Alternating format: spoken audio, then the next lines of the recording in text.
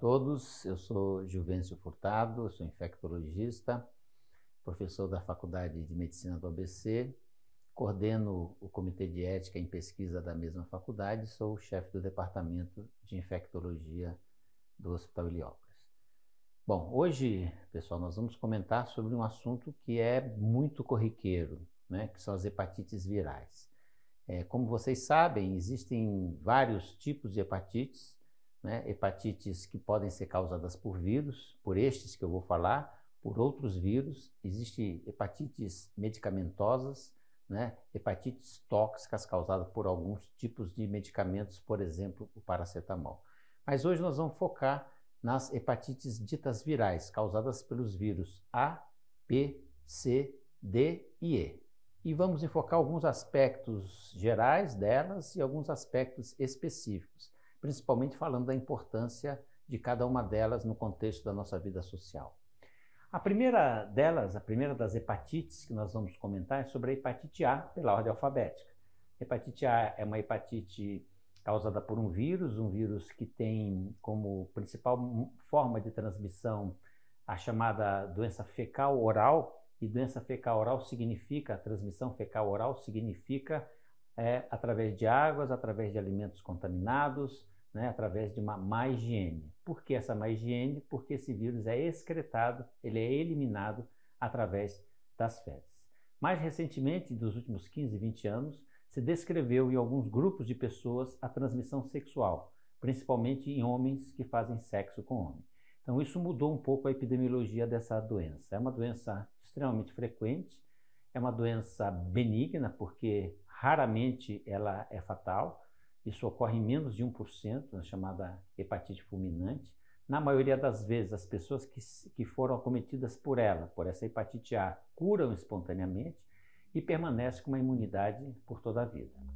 Então, a principal maneira de se identificar a hepatite A é igual a todas as outras. As pessoas podem ficar doentes e, portanto, tem a doença clínica com os olhos amarelados, as fezes claras, mal-estar, dor no corpo, febre, etc. Ou a forma assintomática, em que as pessoas só detectam essa hepatite através de exames sorológicos específicos. Tem importância essa hepatite no contexto geral? Sim, né? Porque é uma doença extremamente prevalente. Outro dado interessante na transmissão é que ela pode também ser transmitida por frutos do mar, né? Chamada ostra, marisco, que foram manipuladas de forma inadequada. Aliás, era frequente quando os grupos de jovens faziam um final de ano em Porto Seguro, na época, né, muitos anos atrás, havia transmissão através desses frutos do mar e às vezes até daquela raspadinha que se toma com bebida alcoólica, aquele gelo raspado feito com água inadequada para isso. Então, a hepatite é extremamente frequente, é comum na infância, né? E tem como fator importante a profilaxia, a prevenção através de vacina. Essa é uma vacina já antiga que previne, que protege contra esta hepatite. O segundo tipo de hepatite, seguindo a ordem alfabética, a hepatite B, esta sim, num contexto mais importante, mais significativo, que também, como todas as outras, podem ter a doença clínica ou a pessoa assintomática. Então, isso leva, às vezes, à detecção somente através de exames, né? Essa hepatite, da mesma forma que a outra, tem transmissão também sexual, mas principalmente sanguínea. A transmissão é sanguínea, ou era sanguínea, porque ao passar dos anos, principalmente depois do advento do HIV, os bancos de sangue ficaram muito mais cuidadosos na detecção dessa forma, desse tipo de hepatite. Portanto, a transmissão sanguínea praticamente inexiste hoje, ficando apenas a transmissão sexual, através dos fluidos sexuais. Então, ela, como eu disse, ela pode ser sintomática, e quando for sintomática, os mesmos sinais e sintomas que eu descrevi em relação à hepatite A, mas ela tem uma característica que ela pode cronificar. E ela cronifica. O que significa cronificação? Significa que o vírus permanece no organismo e vai causando uma lesão do fígado, uma lesão hepática constante, que pode chegar a uma cirrose hepática. Essa hepatite, existe a detecção desde os anos 70, né, onde se identificou o primeiro marcador, uma das primeiras hepatites, e ela é detectada e é tratada na sua forma crônica. Na sua forma aguda, não, porque 95% das pessoas que se infectam pelo vírus B se infectam através, eliminam o vírus, portanto, curam espontaneamente. E naqueles 5%, mais ou menos, que cronifica, existe um tratamento específico que não erradica o vírus, isso é importante.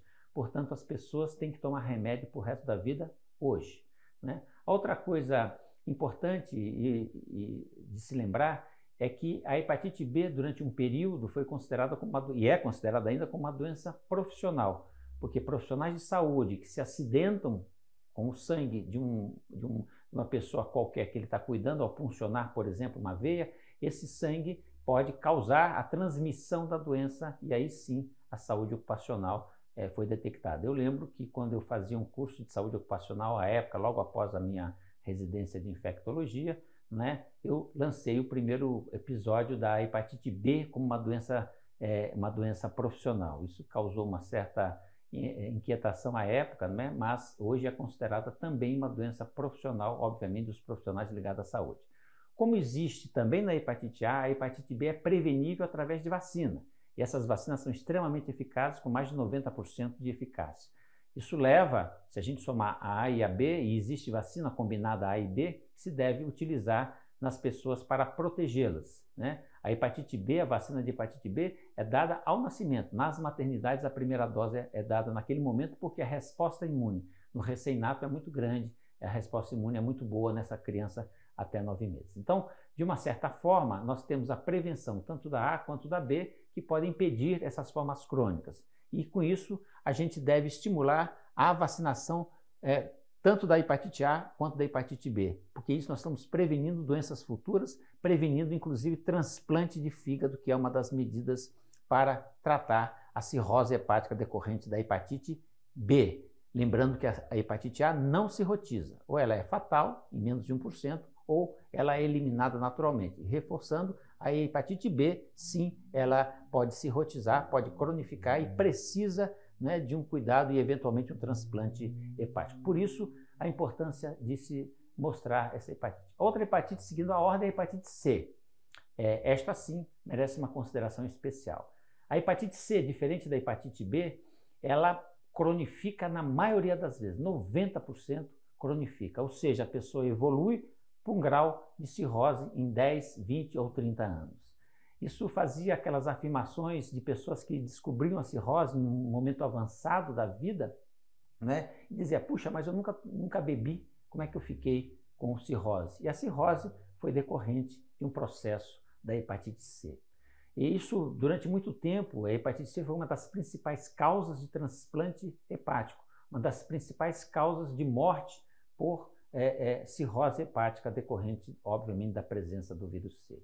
Porém, nos anos 2000, final dos anos 2000, já 2015, 2016, se começou a terapia, que até então, feita com interferon e ribavirina, era falha, ela eliminava o vírus em mais ou menos 20 a 40% dos casos. Porém, com o advento das novas drogas, chamadas drogas de ação direta, isto nós obtivemos a cura da hepatite C. Esse é o grande marco da hepatite C. Se ela era um problema, porque era, na maioria das vezes, sem manifestação clínica, né, e podia evoluir para a cirrose, e às vezes a detecção era tardia. Hoje, mesmo com a detecção tardia, nós conseguimos tratá-las e curar em mais de 90%. É um tratamento simples, com uma pílula, um comprimido, que vai, durante 3 meses, fazer esse tratamento com poucos efeitos colaterais, e esse é um dos grandes avanços no tratamento das hepatites, e principalmente um dos grandes avanços na medicina. Então, este é um dado que precisa ser enfocado. Ou seja, claro que a prevenção tem que ser feita sempre. Infelizmente, nós não temos vacina. Infelizmente, não há vacina para prevenir a hepatite C diferente da B e da A, né? Esta forma de hepatite, ela deve ser evitada porque a principal forma de transmissão é sanguínea, em acidentes ou mesmo transfusões que eventualmente ocorriam, porque não se sabia, não se podia detectar esse vírus na circulação, e principalmente hoje a transmissão sexual passou a ter um papel importante e por isso a prevenção é significativa. E com os medicamentos chamadas drogas de ação direta, eu consigo tratar. Antes de alguns anos atrás, nós precisávamos genotipar o vírus C, ou seja, saber qual é o tipo de vírus, se era essa vírus 1, 2, 3, 4, 5, 6, eram os genótipos do vírus, e baseado no genótipo se escolhia o tratamento adequado, né? Hoje, as drogas, os medicamentos são pangenotípicos, com poucos efeitos colaterais, e que se faz o tratamento com um comprimido, mais uma vez, por 3 meses. Isso leva à cura em mais de 95%. Esse é o grande destaque que merece ser dado às hepatites C, principalmente por essa possibilidade de cura. Se a gente não consegue prevenir a cirrose, né, eu posso tratá-la no momento que eu detectar. Em qualquer momento que eu detectar a presença do vírus C, tanto na sua forma aguda quanto na sua forma crônica, eu preciso tratá-lo. Outra coisa importante no diagnóstico da hepatite, como eu disse, existe a cirrose. E baseado no grau de cirrose, a gente tratava essas hepatites. E para isso, um método chamado elastografia passou a se usar com muita frequência para detectar a dureza desse fígado e calcular o grau de fibrose hepática. E esse grau de fibrose hepática é o que determinava a precocidade ou não do tratamento da hepatite C. Como eu disse anteriormente, os medicamentos para tratar a hepatite C, né, as chamadas drogas de ação direta, existe um arsenal enorme delas, é possível, de forma pangenotípica, tratar. Isso eu não preciso, portanto, obrigatoriamente fazer um genótipo e até, muitas vezes, nem preciso fazer a elastografia, que é um tipo de ultrassom que vai detectar a fibrose, a dureza desse fígado. Então, seguindo na sequência, a hepatite D, chamada primariamente hepatite delta, é uma hepatite que o vírus B e o vírus D coexistem, e só é possível ter essa infecção pelo vírus D se eu tiver uma pessoa infectada pelo vírus B. Se a gente tomar como dado de que 400 milhões de pessoas no mundo estão infectadas pelo vírus B, a possibilidade de ter uma hepatite delta passa a ser significativa, da mesma forma com os mesmos mecanismos de transmissão. E a outra coisa importante, que existem regiões do mundo em que a prevalência do vírus D é grande. Então, por exemplo, aqui no nosso país, a região amazônica tem uma prevalência alta do vírus D, que é muito pequena nas outras regiões do Brasil. Na Ásia é muito frequente também, então com isso a gente tem que pesquisar, quando detectar um vírus B, verificar, principalmente se a pessoa for de áreas ditas endêmicas, verificar se existe o vírus D associado a essa forma. E finalizando, falando do último vírus da sequência, é o vírus Z. Esse vírus Z era pouco valorizado até bem pouco tempo atrás. Então, na gravidez, a possibilidade de fazer uma hepatite dita fulminante era grande. E era essa a única informação que se possibilitava, que se tinha e não tem método de prevenção. Com o passar dos anos, né, de 10 anos para cá, se começou a detectar esse vírus na Europa, na Alemanha, na França, né, a presença desse vírus que foi chamado de vírus E, que é semelhante ao vírus A, de transmissão fecal-oral primariamente, se verificou alguns animais infectados. Então, porcos, por exemplo, infectados pelo vírus E, em que as pessoas, ao consumirem essa carne crua, né, ou muito mal passada, poderiam adquirir o vírus E. E esse vírus E, semelhante ao vírus da hepatite A, ele tinha uma conotação de fazer uma doença aguda, e se fosse totalmente igual ao vírus A, ele não cronificaria, e ele cronifica. É possível se ter esse vírus cronicamente numa pessoa. Adquirido de que forma? Fecal oral, como eu já disse anteriormente, mas principalmente na ingesta desses animais infectados. Isso tem um papel importante na hora que nós vamos fazer e falar de imunodeprimidos, de pessoas que têm a resposta imunológica ruim. Então, por exemplo, transplantados, é fundamental que se faça a dosagem desse vírus ou a sorologia desse vírus, vírus E, para se receber um órgão transplantado. Isso é uma regra mais nova porque existem órgãos transplantados que podem estar com o vírus E. E neste caso, o tratamento ainda é muito incipiente. Se usa para tratamento das hepatites crônicas e, portanto, ela cronifica, se utiliza ribavirina e às vezes interferon combinado com ribavirina com resultados não muito bons. Então, o que merece destaque de novidade nas hepatites virais é principalmente o vírus E, que é um vírus antigo, mas ele tem uma conotação muito mais recente, sob o ponto de vista epidemiológico, sob o ponto de vista de transmissão para pessoas principalmente imunocomprometidas. Então, detectar a presença desse vírus também é fundamental. Como é que a gente vai pensar? Nós vamos fazer sorologia para todo mundo, A, B, C, D, E? É claro que existem evidências para se pedir esse exame. Se houver, por exemplo, um acidente profissional, um acidente com sangue, esses vírus todos devem ser pesquisados. Ao fazer um pré-transplante, eu preciso também pesquisar todos eles, inclusive este último, que é o vírus E da hepatite. Dessas doenças que foram citadas, apenas a hepatite A e a hepatite B possuem vacinas como método de prevenção. Todas as outras, a prevenção é através do dia a dia, no cuidado com fezes, no cuidado com alimentos, no cuidado principalmente na transmissão sexual, que cada vez mais está crescendo essa possibilidade de transmissão.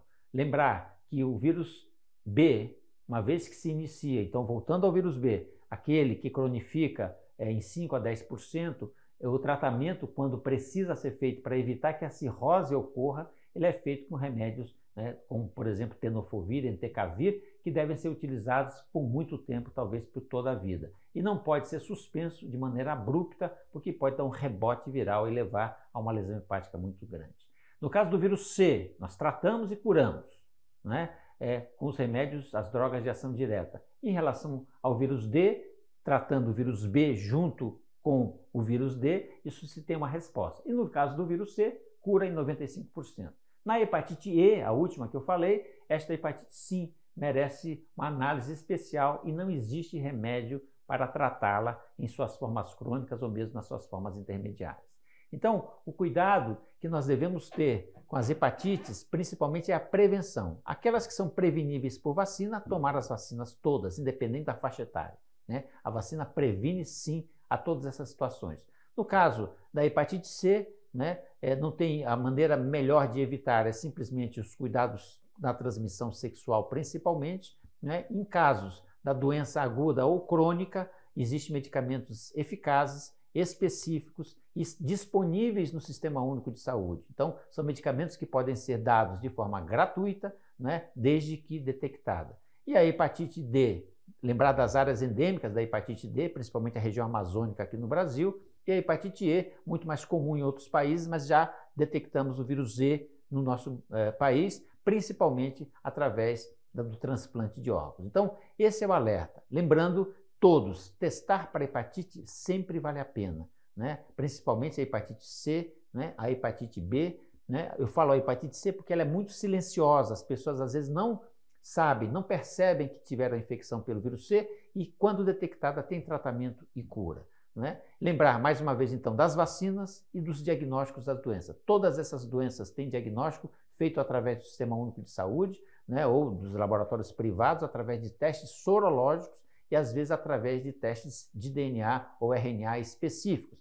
É o que nós chamamos de carga viral ou a detecção da presença do vírus diretamente no sangue ou nas secreções, eventualmente. Então, lembrar, hepatite é um problema de saúde pública grave, é importante que se detecte e é importante que, quando possível, se trate. Muito obrigado.